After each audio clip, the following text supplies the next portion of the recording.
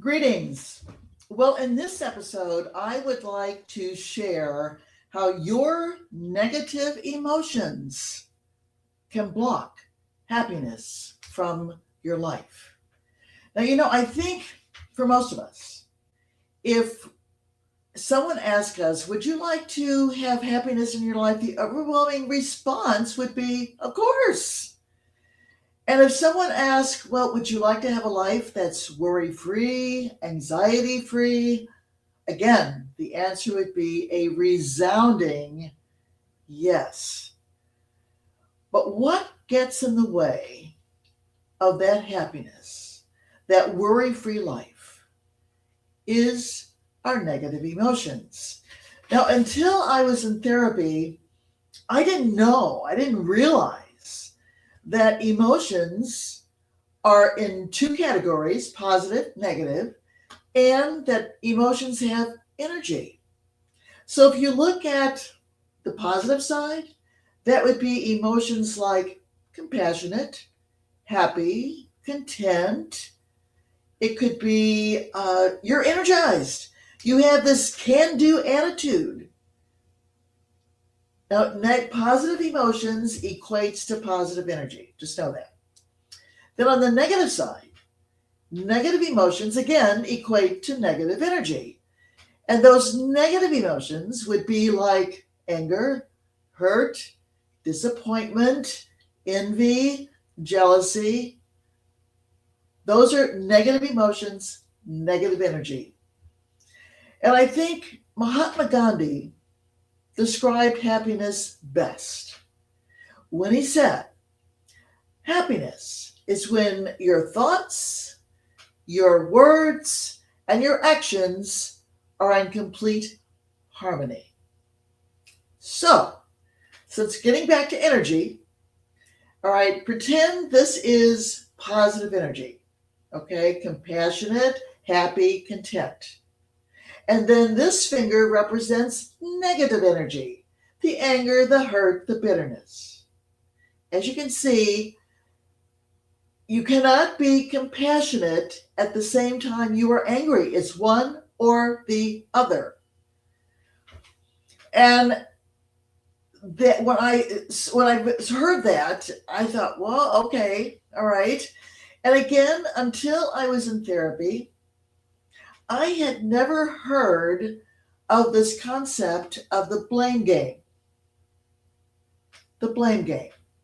And this is when you think, oh, well, the easiest solution to eliminate my negative feelings is to blame someone else. Yeah, quick and easy. Let's do it. And when you're in the blame game, you are using second and third person pronouns. You're using you, the second person pronoun, when they're in your presence. You're using third person pronouns, he, she, or maybe even they, when they're not in your presence. So when they're in your presence, you are saying things like, well, you are the reason I'm not happy because you never respect anything that I do. And you are the reason why I'm not happy because you never pay me any attention. Again, it goes back to the two underlying principles that I feel really create the buildup of emotions. You don't feel respected and you don't feel recognized or you don't receive attention. So if you're thinking, well, duh, then to be happy, all you have to do is stop the blame game. Stop blaming. Well, here's the thing about the blame game. In most games, there is a winner, right? Let's say you're playing Monopoly or the game of Sorry, or you're going to a sporting event. There is always a winner. In the blame game, there are no winners. None. There are only losers. And that might be a challenging concept to accept, but it is true. And the reason for that is because negative emotions get started way back when you're an infant, a toddler.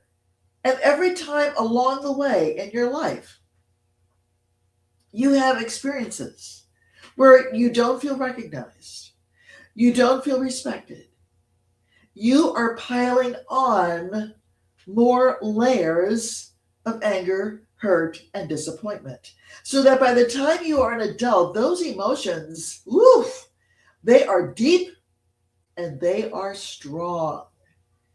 And a very important concept that I want you to also understand, and this might be a challenge to accept, particularly when you are in a relationship right now where there's lots of friction. Woo! Yeah, I can relate to that. And it's because our relationship, Joe's and my relationship, had toward the end of our marriage, had lots of friction and it was strong.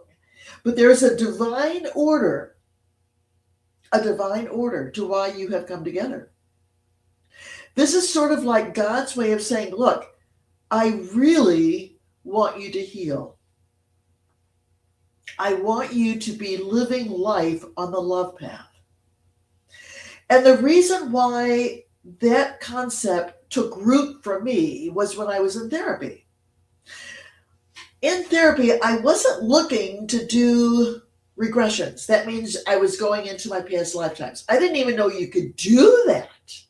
And now I'm not here to say, you need to be accepting regressions one way or the other. I'm not looking to do that. But I'm just sharing that as I did the regressions, I discovered, to my shock and dismay, that Joe and I had been in 7 lifetimes, at least that I was aware of. This lifetime was the first time we had come together as husband and wife. First time. So that's why I thought God was literally saying, look, guys, you can keep your anger in place. You can keep your disappointment in place, your fury in place. I don't care. I honestly don't care. But I want you to get it. I want you to live life on the path of love. And if that is not in place, then I want you to find a way to forgive. And in my book, Past Life DNA, an incredible journey from anger to forgiveness, I share what those lifetimes were like. And the way to, since blaming is not going to solve the problem, what is? Forgiveness. Yeah, it's forgiveness. And I firmly believe that there are 3 pillars in life that are critical to get your handle on. The first one is prayer. And I described that in my very first episode where I posed 2 questions. Is God answering my prayers? And number 2, how often? If you haven't made a commitment to do that, I really encourage you to do that because it does make a difference. Because sooner or later, the evidence is going to be building. You know what? God answers every prayer.